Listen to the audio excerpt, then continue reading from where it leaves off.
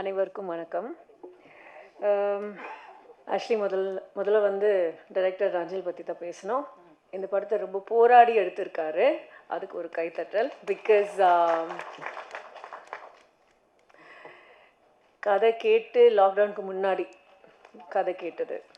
So அங்கேருந்து இன்னைக்கு வரைக்கும் ஒரு சிங்கிள் மைண்டட் ஃபோக்கஸோட இந்த படத்துக்காகவே உயிரை கொடுத்துருக்காரு.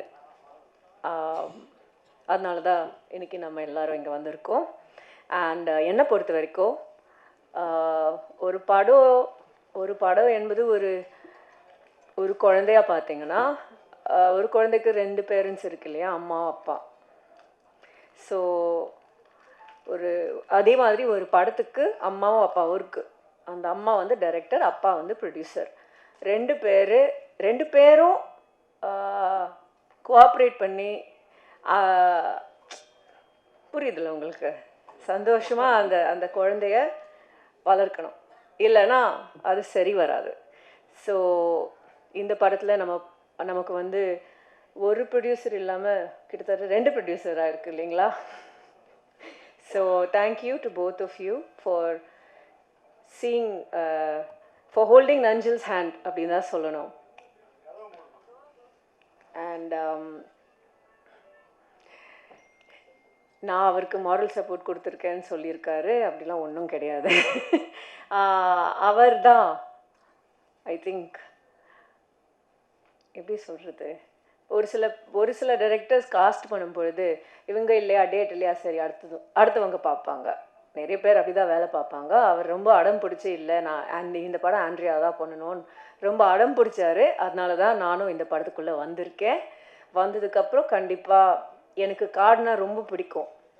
ஸோ இந்த படம்லாம் ஷூட் பண்ணும்போது லொக்கேஷனில் ஃபோன் சிக்னலும் கிடையாது, ஹோட்டலும் கிடையாது, ஏதோ ஒரு வீட்டில் போய் தங்கியிருந்தோம், எனக்கு ஞாபகம் இருக்குது. ஸோ அந்த மாதிரி ஒரு லொக்கேஷனில் போய் ஷூட் பண்ணோம். ஸோ அந்த ஒரு நிஜமான ஒரு காடுக்குள்ளே போயிருக்கோம், அதுதான் நான் சொல்ல வரேன். அண்ட் டெஃபினெட்லி எனக்கு கடவுளை விட காடு தான் கடவுள். ஐ மீன் கோயிலை விட காடு தான் கடவுள் அப்படின்னு சொல்ல முடியும். Because nature is God for me. So அந்த விதத்தில் பார்க்கும் பொழுது இந்த படம் எனக்கு ரொம்ப ஒரு ஸ்பெஷலான படம். அண்ட் ஐ ஹோப் தட் எல்லாருக்குமே they are able to see the vision beyond the fights and all that. அதை தாண்டி இந்த படம் ஒரு கருத்தை சொல்லும். So I hope the world is able to see that. And நாங்கள் எல்லாரும் பட்ட கஷ்டங்களுக்கு கண்டிப்பாக I hope this film is also successful for the producers and definitely for Nanjil. And thank you to all other technicians, Sundar Babu sir and DOP sir, editor, stunt master, எல்லாருக்கும் மிகப்பெரிய நன்றி. Thank you. வணக்கம். ரொம்ப அதிகமாக பேசல. இங்கே ஏதோ மெசேஜ்னு சொல்கிறாங்க. மெசேஜ் ஒரு சினிமாங்கிறது மெசேஜ் சொல்கிற ஊடகம் கிடையாது. அது ஒரு காட்சி ஊடகம். அது ஒரு அனுபவத்தை தான் கொடுக்கும். அந்த அனுபவத்துலேருந்து நீங்கள் ஒன்று எடுத்துப்பீங்க. அது உங்களுது. படைப்பு என்னதாக இருக்கலாம், ரசனை உங்களுது, தேர்வு உங்களுது, தேடல் உங்களுது, அறிவு உங்களுது. நீங்கள் அதை எப்படி எடுத்துக்கிறீங்கன்னு நான் பார்க்க ஆவலாக இருக்கேன். அவ்வளோதான். நான் எந்த மெசேஜும் மெசேஜ் சொல்லக்கூடாது. சினிமாவோட வேலை அது இல்லை. நான் நம்புகிறேன். மற்றவங்க எப்படி நம்புகிறாங்கன்னு தெரில. அப்படி பார்த்து தர்சோஸ்கி என்ன மெசேஜ் சொன்னார்? அனுபவம் தான். சினிமாங்கிறது ஒரு அனுபவம், தியானங்கிறது ஒரு அனுபவம், அதுபோல் சினிமாங்கிறது ஒரு அனுபவம். அப்புறம் நன்றி சொல்லணும்னா நான் வந்து ஆண்ட்ரியா அவர்கள் அந்த படத்தோட தொடக்க புள்ளியிலேருந்து இந்த நிமிடம் வரைக்கும் கூட நிற்கிறாங்க, மோரல் சப்போர்ட்டாக இருக்காங்க. அப்புறம் செலிங் ஹவுஸ் சார், அந்த படம் வந்து கதை சொல்ல சார் நீங்கள் பண்ணணும். செலிங் ஹவுஸ் தெரியும் உங்களுக்கு, லெஜண்ட், தியேட்டர் ஆர்டிஸ்ட். சொல்ல போனேன், இல்லை எனக்கு தியேட்டரே போதும், நான் சினிமா வேணாம், நீ என்ன, நான் அங்கே ராஜாவாக இருக்கேன், அங்கே போய் நீ சினிமாவில் கூச்சத்துக்கு வச்சுருவீங்க. இல்லை சார் உங்களை எதுவும் இல்லை, வேணாம், எனக்கு சினிமாவே வேணாம், நான் தேட்டர் தான் எனக்கு பிடிச்சிருக்குப்பா, இங்கே நான் ராஜா, இங்கே ஆர்டிஸ்ட் ராஜா, சினிமாங்கிறது டைரக்டர் மீடியா, அங்கே நீ சொல்லணும், நான் எதாவது பண்ணணும், வேணான்னாரு. இல்லை சார் நீங்கள் கதை கேளுங்க, கதையெல்லாம் கேட்க முடியாதுன்னாரு. இல்லை சார் திரும்ப ஃபோன் பண்ணுவேன், இல்லை சார் நீங்கள் பண்ணணும். கடைசியில் சரி நான் கதை கேட்கல, நீ ஒரு வாட்டி அவங்க கூட பேசணும்னாரு. சரி பேசுகிறேன். 1 மணி நேரம் ஒரு மணி நேரம் பேச்சு ஆரம்பித்து பேசி அன்றைக்கி ஃபுல்லாக எனக்கு என்ன சினிமா தெரியும், அந்த சினிமா நான் எப்படி புரிஞ்சு வச்சுருக்கேன்னு அவருக்கு தெரிஞ்சுக்கணும். சரி சார், நான் சினிமாவை நான் எப்படி புரிஞ்சு வச்சுருக்கேனோ அதை புரிய வச்சேன். அவருக்கு பிடிச்சிருந்துச்சி. எனக்கு பிடிச்ச டேரக்டர்ஸ் எல்லாம் யாருன்னு கேட்டார். நான் எனக்கு பிடிச்சவங்க யாருன்னு சொன்னேன். அப்புறம் தான் ஒத்துக்கிட்டேன். அப்புறமும் கதை கேட்கல. சார் கதைலாம் வேணாம், நீ பண்ணுவேன் நம்பிக்கை இருக்குன்னாரு. சரி, கடைசியில் தான் வசனம் மட்டும் என்கிட்ட கேட்டார். நீ ஏதாவது வாயில் வர்ற டைலாக்கெல்லாம் இருந்தால் நான் பேச மாட்டேன், சொல்லிக்கோ. எனக்கு கொஞ்சம் அது ஒரு ஈகோ ஆகிடுச்சு. என்ன அது பேச மாட்டேன், நான் சொல்கிறதா நீங்கள் பேச போகிறீங்கன்னு. கடைசி வர நாளைக்கு ஷூட்டிங்னா இன்றைக்கி வர டைலாக் கொடுக்கல. எனக்கு ஒரு அந்த ஈகோ வந்துடுச்சு. நான் சொல்கிறதான் சார் பேசுவீங்க, சரி பார்ப்போம், நீ சொல்கிற நான் பேசுகிறேன்னா பார்ப்பேன். மறுநாள் வந்தார், டைலாக்லாம் கொடுத்தேன். சரி, ஒன்றுமே சொல்ல திமிரு அப்படி தான் சொன்னார். ஆனால் பேசிட்டார். ரொம்ப திமிரு அவனுக்குன்னு சொன்னார். அப்புறம் டப்பிங் முடிஞ்சிச்சு. டப்பிங் முடிஞ்சு போகும்போது திரும்ப சொன்னார், இனி பாம்பே பக்கம் வந்துடாத கதை சொல்லிட்டுனாரு. சார், என்ன படம் பிடிக்கலையாண்ணே? இல்லை நீ கதையும் சொல்லாத, பாம்பே பக்கம் வராத, டேட்டு மட்டும் கேளு, நான் வந்துடுறேன்னு. ஓகே, அதுதான் எனக்கு அவ்வளோதான். ஏன்னா எனக்கு அவர் ரொம்ப பிடிக்கும். ஏன்னா அவர் குழந்த மாதிரி. அவருக்கு ரொம்ப கோவிச்சுப்பார். அவங்க பயமுறுத்தினாங்க. இங்கே உண்மையை சொல்ல போனால் அவரோட பர்சனல் மேக்கப் அண்ட் பர்சனல் அந்த லெவலில் உள்ளவங்களாம் பயமுறுத்தி, என்ன அவரா, ஐயோ உங்களால் ஹேண்டில் பண்ண முடியாதுங்க, ஃபஸ்ட்டு படம் முடியாதுன்னாங்க. இல்லை சார், நான் பண்ணிப்பேன். கலைங்கிறதே அன்பு தானே, வெறுப்பு இல்லையே, அது என்னால் முடியும். அன்புன்னு ஒன்று இருக்குல்ல நம்மக்கிட்ட. சரி, தினமும் முத்தம் கொடுப்பேன். ஷார்ட் முடிஞ்சாலும் அவரை கட்டி பிடிச்சி முத்தம் கொடுக்கணும். அப்போ தான் அவருக்கு நான் அது ஒரு குழந்தை மாதிரி அவர். சரி, அப்படி ஹேண்டில் பண்ணி அப்படியே முடிச்சிட்டேன். மிஸ் பண்ணுறோம். அப்புறம் என்னென்னா ஒரு ஒரு உண்மையில் அதை மறைச்சிட்டேன். அதுக்கு இன்றைக்கி கடைசியாக திட்டார். அவர் தேட்டர் ஆர்டிஸ்ட், மெட்ராஸ் தேட்டர்ஸ். அவங்க ஆண்ட்ரியா, அவங்களும் மெட்ராஸ் தேட்டர்ஸ் தானே. சொன்னேன், சார் அவங்களும் மெட்ராஸ் தேட்டர்ஸ்னேன். அது ஏன்டா முதல்ல சொல்லுன்னாரு. இல்லை சார், அந்த டென்ஷனில் இன்னும் ஒர்க் டென்ஷனில் அதெல்லாம் பெருசாக எனக்கு பரலன்னு. அதை மடைய அதை முதல்ல சொல்லியிருந்தா நான் கொஞ்சம் கெமிஸ்ட்ரி ஒர்க் அவுட் ஆகிருக்கலாம், நான் பேசியிருப்பேன்ல. சார் நீங்கள் அவங்க லவ்வர் இல்லை, இது நீங்கள் அண்டர்கனிஸ்ட் இல்லைடா, கொஞ்சம் பேசியிருப்பேன்ல, கொஞ்சம் பேசி அது எங்கே நாங்கள்லாம் ஒரு இதுடா மெட்ராஸ் தேட்டர்ஸ். அவரும் மெட்ராஸ் தேட்டர்ஸில் தான் இங்கே இப்போ ஃபீனிக்ஸ் தேட்டர்ஸ். அவங்க மனைவி ஒரு அன்னை தெரசாவில் இருப்பாங்க. அவங்கள பார்த்தாலே காலைல விழுந்துருவேன். அப்புறம் ஆண்ட்ரியா, உண்மை சொல்லப்போனால் இந்த படத்தோட துவக்கத்துலேருந்து இந்த நிமிடம் வரைக்கும் என் கூட அவ்வளோ மோரல் சப்போர்ட், அவ்வளோ கடினமான சூழல்லையும் என் கூட நின்னாங்க. நன்றி ஆண்ட்ரியா. அப்புறம் ஜான் மேக் சார் அவர்களுக்கு நன்றி. ஆண்டனி சார் அவருக்கும் நன்றி. அவர் மென்மையான மனிதர் ஆண்டனி சார். அவரும் ஒரு குழந்தை மாதிரி தான், எனக்கும் அவருக்கு மட்டும்தான் தெரியும்.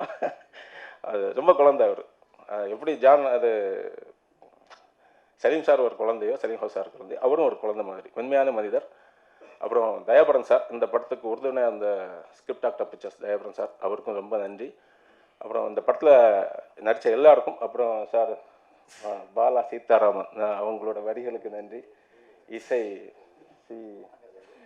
சுந்தர் சி பாபு சாருக்கு நன்றி. அப்புறம் எல்லாத்துக்கும் மேலே என்னுடைய நண்பர், என்னதான் நம்ம கனவுகள் அது இதுன்னு இருந்தாலும் ஒரு கலைஞன் அவனுக்கு உறுதுணையாக சில நண்பர்கள் அமைவாங்க. நீ நல்லா தான் பண்ணுற, சரியாக தான் போகிறேன்னு சொல்லுவாங்க. அதில் என் நண்பன் சுரேஷ் பாபு எல்லா இடத்துலையும் என்ன கைவிடாத ஒரு நண்பன். அப்புறம் நான் என்ன செஞ்சாலும் அது அவன் ஜால்ரா அடிக்கிறானா இல்லை உண்மையிலேயே நம்ம ஊக்குவிக்கிறானுங்க டவுட் வரும். அப்படி ஒரு நண்பன் இருக்கான். சிவானி செந்தில் தயாரிப்பாளர் மற்ற இயக்குனர். எனக்கே டவுட் வரும், டேய் இதான் டயலாக் அது ஜால்ரா அடிக்கிறியா, உண்மையிலே நல்லா இருக்கா படம் அப்படிலாம் கேட்பேன். நல்லா தான்டா இருக்குன்னு. அவன் எதுவுமே நல்லா இல்லைன்னு சொல்ல மாட்டான். அதனால எனக்கு பிடிக்கும். அப்புறம் என்னுடைய உதவி இயக்குனர்கள், அவங்க இல்லைன்னா அது இல்லை. அவங்க பேரை தனித்தனியாக நான் சொல்லி ஆகணும். ஜெனித், அது பென்னி, ஜெனித், அப்புறம் குரு ராமையன், சகாசு அண்ணாமலை, அகத்தியன் அய்யனார், அகத்தியன் சேகர், அப்புறம் என்னப்பா பேர் மறந்துச்சுப்பா, அதை சொல்லிட்டேன், சபேஷ், ஆகாஷ், ஹேமேஷ். எல்லோருக்கும் நன்றிப்பா. என் கூட நின்னீங்க, கடினமான சூழலில் நின்னீங்க. உங்களுக்கு எல்லாருக்கும் நன்றி. சில பேர்கள் மறந்துருக்கலாம், எனக்கு மேடை பேச்சு அவ்வளோ வராது, சும்மா வளர்ப்பேன்னு நினைக்கிறேன். அப்புறம் சினிமா பற்றி, இந்த படம் பற்றி சொல்லணும்னா என்ன சொல்லணும்னா, இப்போ ஒரு படைப்பு நாங்கள் முன்னாடி கொடுத்துட்டேன், திரைக்கு வரப்போகுது.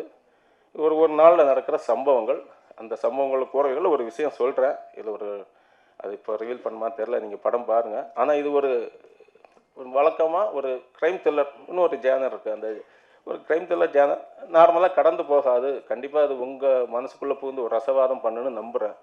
ஏன்னா ஒரு கொஞ்சம் பதட்டம் இருக்குது. ஏன் என்ன பதட்டம்னா, அது வெற்றி தோல்வி, கலைஞன் வெற்றி தோல்விக்கெல்லாம் பயப்பட மாட்டான். நான் அதுக்கெல்லாம் பயந்து வரல. அது வியாபாரியோட பயம். அது என் பயம் இல்லை. அந்த பொறுப்பு இருக்குது. கண்டிப்பாக நம்மளை காசு போட்டிருக்காங்க, அந்த காசை திருப்பி கொடுக்கணுங்கிற பொறுப்பு இருக்குது. அதுக்காக வந்து வளைஞ்சு ரொம்ப கலையை வளைக்க முடியாது. ஒரு பூட்டை போய் இப்படி தான் பூக்கணும்னு சொல்ல முடியுமா? அது பூக்கும். உங்களுக்கு பிடிச்சிருந்தா எடுத்து சூடிங்க, இல்லாட்டா விட்டுட்டு போயிடணும் இல்லையா? அதுபோல் தான் கலைஞன்.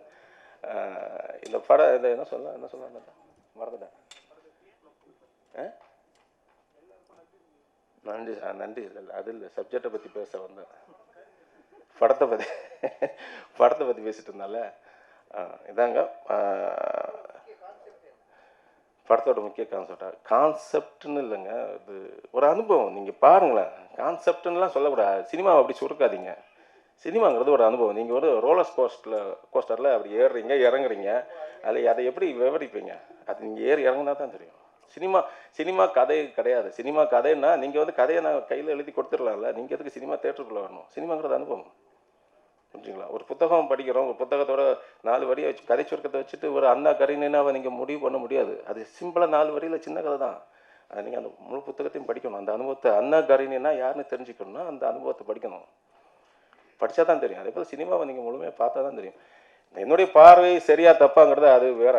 என்னுடைய பார்வை கூட நீங்கள் உடன்படாமல் போகலாம். அது என்னுடைய பிரச்சனை இல்லை. என்னுடைய பார்வையை சொல்ல, என்னுடைய படைப்பை உங்கள் முன்னாடி கொண்டு வர உரிமை இருக்குது. ஏன் இங்கே உப்புமா படம் எடுக்க கூட உரிமை இருக்குது. சொல்லுவாங்க அது உப்புமா படம் அது அப்படிலாம் இல்லை. நம்ம வீட்டில் ஒரு குழந்தை கிறுக்குனா அது உங்களுக்கு பிடிக்கும். பக்கத்து வீட்டு குழந்தை கிறுக்குனா பிடிக்காது. அந்த கிறுக்கல் உங்களுக்கு பிடிச்சது இல்லை, அது ஒரு கிறுக்கலை எடுத்துக்கணும், புரிஞ்சுங்களா? எல்லாருக்கும் அந்த எல்லா உரிமையும் இருக்குது. அதை நிராகரிக்கிற உரிமை உங்களுக்கு இருக்குது. அதை தேர்ந்தெடுங்க, நிராகரிங்க. ஆனால் தப்போ சரியோ, அதாவது mass film, mass psychology, mob சைக்காலஜின்னு சொல்லுவாங்க. மாஸ் சைக்காலஜி வச்சு சினிமா இருக்குது, மாப் சைக்காலஜியை டிபெண்ட் பண்ணி சினிமா இருக்குது. இந்த சினிமா பொறுத்தளவில் என்னன்னா மிரர். இப்போ நான் ஒன்றும் காட்டலை, ஒரு கண்ணாடியே பூசி உங்கள் முன்னாடி காட்டுறேன், நீங்கள் பார்த்துட்டு போங்க, உங்கள் முகம் அதில் தெரியும், அவ்வளோதான். அந்த மிரர்னால் நான் ரசம் பூசுகிற கண்ணாடியில் ஆழமான தண்ணி, சலசலப்பில் தண்ணியில் உங்கள் முகம் தெரியாது. ஆனால் ஆழமான தண்ணியில், அது அமைதியான தண்ணியில் உங்கள் பிம்பம் தெரியும். அதோட ஆழத்தை நீங்கள் கண்டுபிடிக்கலாம். இந்த படத்தில் அதை நான் அந்த ரசவாதம் நிகழும்னு நம்புகிறேன். பதட்டம்னா என்ன பதட்டம்னா, ஒரு ஃபஸ்ட்டு ப்ரொப்போசல் சொல்லும்போது, ஒரு பொண்ணுக்கிட்ட சொல்லும்போது ஒரு பதட்டம் இருக்கும் இல்லையா? பொண்ணுக்கு ஒரு ஹைக்கு, சிலவங்களுக்கு ஹைக்கு பிடிக்கும், கவிதை பிடிக்கும், கண்ணியம், ஏதோ ஒரு வழி மூலியமாக தானே பொண்ணுகிட்ட அதை ஃபஸ்ட்டு ப்ரொப்போசல் பண்ணும்போது சின்ன பதட்டம் இருக்குங்க. அதே போல் அங்கே ஒரு ஹார்ட்டுக்குள்ளே தான் நுழையணும். ஆனால் இங்கே அப்படி இல்லை. Collective heart, collective mind. அப்போ இன்னும் கொஞ்சம் பதட்டம், இன்னும் கொஞ்சம் பயம் அதிகம். அந்த பதட்டம் எனக்கு இருக்குது, அந்த பயம் இருக்குது. ஆனால் நுழைஞ்சிடுவேன்னு நம்புகிறேன், நுழைஞ்ச ரசவாதம் செய்யும்னு நம்புகிறேன், புரிஞ்சுங்களா? அப்புறம் உங்கள் கையில் இருக்குது. புரிஞ்சுங்களா? நன்றி, வணக்கம்.